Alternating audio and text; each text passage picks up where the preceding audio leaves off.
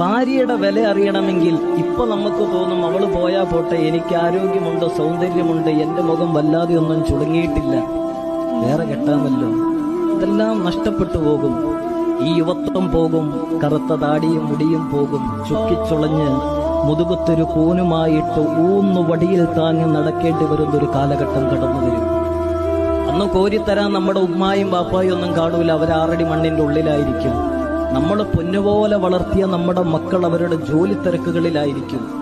വീടിനുള്ളിൽ അവർക്കൊരു ഭാരമായിട്ട് നിൽക്കുന്ന നമ്മളെ ഓർത്ത് അവര് ശാപവാക്കുകൾ പറയുകയായിരിക്കും.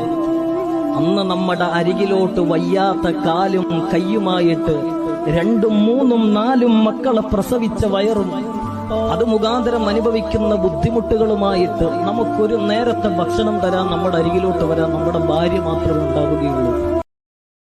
Download ShareChat.